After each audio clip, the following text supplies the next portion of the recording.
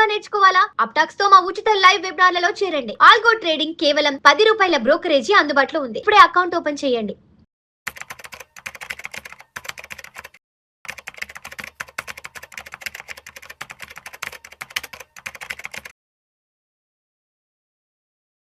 నమస్తే, నేను జీవి సత్యనారాయణ. ఈరోజు ఈ వీడియోలో రాజేష్ ఎక్స్పోర్ట్స్ అన్నమాట. షేర్ మార్కెట్లో బాగా వెలిగినటువంటిది. అది ఎందుకు హై నుంచి లోకి వచ్చిందో చూద్దాం. ఒక 2 డేస్ నుంచి ఈ రాజేష్ ఎక్స్పోర్ట్స్ మీద బాగా రావడం జరిగింది. ఏం జరిగిందో చూద్దాం. సెబీ ఏదైతే ఈ రాజేష్ ఎక్స్పోర్ట్స్ మీద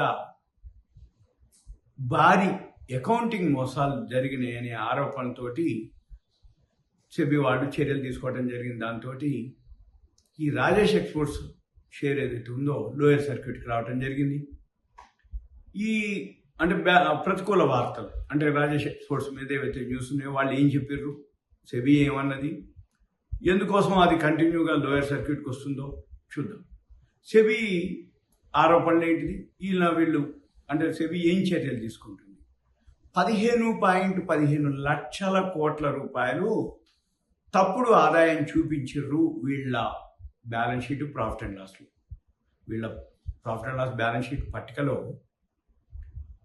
15.15 లక్షల కోట్లు ఎప్పటి నుంచి, ఫైనాన్షియల్ ఇయర్ 2021 నుంచి 2025 మధ్య కాలంలో కంపెనీ ఏదైతే ఆదాయం ఉందో ఇన్కమ్ అదంతా 97% నుంచి 99% ఆర్టిఫిషియల్ అంటే కృత్రిమంగా సృష్టించింది.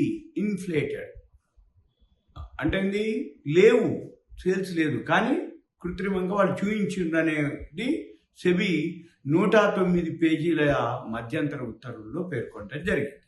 అయితే ఈ సెబీ ఎప్పుడైతే ఉందో మళ్ళీ ప్రమోటర్లు వాళ్ళ మీద నిషేధించడం జరిగింది. ఈ కంపెనీ ప్రమోటర్ ఎవరైతే ఉన్నారో ఆయన మేనేజింగ్ డైరెక్టరు రాజేష్ మెహతా. ఈ రాజేష్ మెహతా ఏదైతే ఉందో అంటే ఆయన సెక్యూరిటీ మార్కెట్లో ట్రేడింగ్ చేయకూడదని కూడా ఒక సెబీ నిషేధించడం జరిగింది. తర్వాత ఈ నిధులు అంటే ఈ 15.15 లక్షల కోట్లు మ్యానిపులేషన్ అనుకోండి, ప్రాఫిట్ అండ్ లాస్లో తప్పుడు డేటా ఇవ్వటం, అంటే ఏంటిది అంటే తప్పుడు ఆదాయం అంటే లేకుండా ఉన్నట్టుగా చూపించడం, అవన్నీ జరిగింది అనేది. అయితే ఈ నిధులు ఏది రాజేష్ ఎక్స్పోర్ట్స్ యొక్క ఏదైతే ఉందో సింగపూరు వల్కంబి అనమాట, వాళ్ళదే అది సబ్సిడరీ కంపెనీ. వల్కంబి పేరుతోటే ఉంటుంది సింగపూరు, అది మళ్ళీ దీంట్లోనే చెప్తాను. మళ్ళీ ఈ వల్కంబి ఏదైతే ఉందో వాళ్ళ ద్వారా నిధులని మళ్లించి ఈ ప్రాఫిట్ అండ్ లాస్ ఆర్థిక నివేదికలు ఏవైతే ఉన్నాయో వాటిని తారుమారు చేసినట్లుగా సెబీ వాళ్ళ యొక్క ప్రాథమిక దర్యాప్తుల్లో చెప్పడం జరిగింది, తేలింది అది. ఇక తర్వాత ప్రజెంట్ మళ్ళీ ఈ తాజా ఆడిట్ చేయాలి అంటే దీనికి సంబంధించి ఏదైతే ఉందో ఇప్పుడు మళ్ళీ సమగ్ర దర్యాప్తు కోసం ఒక కొత్త ఫోరెన్సిక్ ఆడిటర్ని నియమించాలని కూడా సెబీ ఆదేశించడం జరిగింది. ఇక తర్వాత ఇది మన మార్కెట్ మీద ఎలా ఉంటుంది ఇన్వెస్టర్ల మీద.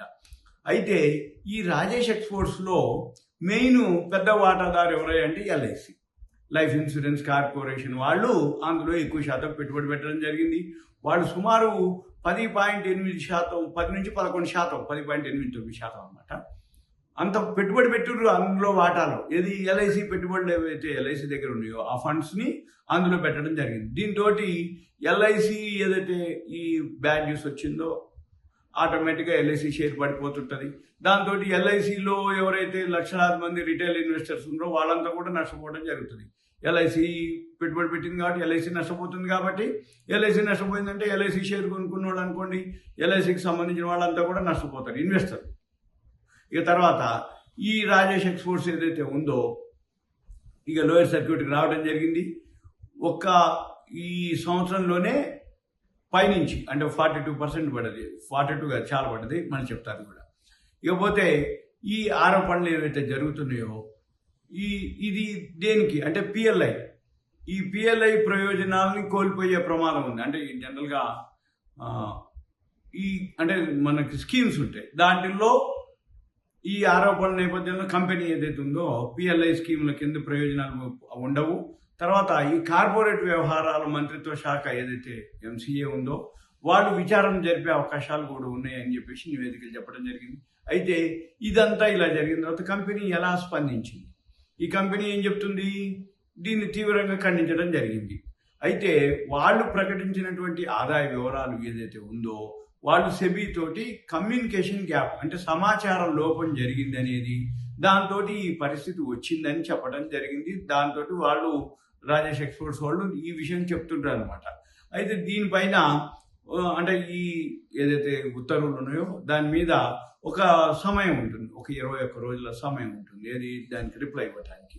అయితే మనం ఇక ఈ రాజేష్ ఎక్స్పోర్ట్స్ అనే కంపెనీ ఏం చేస్తుంది, అసలు ఎవరు ఏంటిదో ఒక్కసారి కంపెనీకి వెళ్తే ఇది 1100 నుంచి 100 రూపాయలకు వచ్చింది. అంటే ఎంత పడిందో చూసుకోండి. ఓన్లీ 10%లోనే ఆ షేర్ అంతా కూడా ట్రేడ్ అవ్వడం జరిగింది. రోజు లోయర్ సర్క్యూట్కి రావడం జరిగింది. ఈ బ్యాడ్ న్యూస్ వచ్చాక ఇంకా కూడా లోయర్ సర్క్యూట్కి వచ్చేస్తుంది అనమాట ఆ షేర్. ఇప్పుడు ఈ రాజేష్ ఎక్స్పోర్ట్స్ ఎవరు ఏంటిదో చూద్దాం. ఈ రాజేష్ ఎక్స్పోర్ట్స్ ఏదైతే ఉందో వీళ్ళు ఈ సింగపూర్ అనమాట. అంటే వీళ్ళు వరల్డ్లోనే లార్జెస్ట్ జ్యువెలరీ అనమాట మ్యానుఫ్యాక్చరింగ్ యూనిట్. ఇక్కడ వైట్ ఫీల్డ్ బెంగళూరులో ఉంటుంది. అయితే ఇది వచ్చి ఏంటిది, అసలు వీళ్ళు మ్యానుఫ్యాక్చరింగ్ చేస్తారు, ఎక్స్పోర్ట్ చేస్తారు. దీనికి సంబంధించిన ఏది జ్యువెలరీకి సంబంధించింది అన్నమాట. వీళ్ళు ఇదంతా ఏదైతే ఉందో ఇది ఎప్పటి నుంచి ఉంది, సుమారుగా అంటే 1100 నుంచి షేర్ ఇప్పుడు ఇవాళ అయితే లోయర్ సర్క్యూట్కి రావడం జరిగింది. పైనుంచి సుమారుగా వీళ్ళ ప్రాఫిట్ ఎంత అంటే సేల్స్ అనుకోండి 112 కోట్లు మొన్న లాభం చూపించారు. అంతకుముందు 95 కోట్లు ప్రాఫిట్ చూపించారు. ప్రమోటర్ స్టేక్ వచ్చి 54.55% ఉంది. ఎఫ్ఐఎల్ స్టేక్ వచ్చి 14.26% ఉంది. దీంట్లో మ్యూచువల్ ఫండ్స్ వచ్చి 10.8% ఉంది. మన పబ్లిక్ వచ్చి 20.39% ఉంది. ఈ డిఐఏలు మళ్ళీ ఏదైతే 10.8 ఉందో అందులో మనం ఎల్ఐసి కూడా ఉంటుంది. ఇకపోతే క్యాష్ ఫ్లో కానీ ఇవన్నీ మ్యానిపులేషన్ జరిగింది అనేది ఇది అనమాట. ఇక మనం చూడవలసింది ఏంటిది అంటే ఏదైతే కంపెనీకి సంబంధించి ఉందో ఈ కంపెనీ ఏదైతే ఇన్ఫర్మేషన్ ఉందో ఇదంతా మళ్ళీ రాబోయే రోజుల్లో మనం ఏం చేయాలి, ఎలా చూడాలి. ఆల్రెడీ ఇటువంటి ఎప్పుడు జరుగుతూనే ఉంటాయి స్కామ్లు. ఇప్పటి నుంచి కాదు, 92 హర్షాల మేత తర్వాత, 96 మామూలు మార్కెట్ బూమ్ స్కామ్లు, బూమ్లు, 2001 కేతన్ పరేఖ్ స్కామ్ అని, 2000 Y2K సాల్వ్ అయింది. ఇలా ప్రతిసారి ఏదో ఒక కంపెనీ జరుగుతూనే ఉంటాయి అన్నమాట పైనుంచి కిందికి.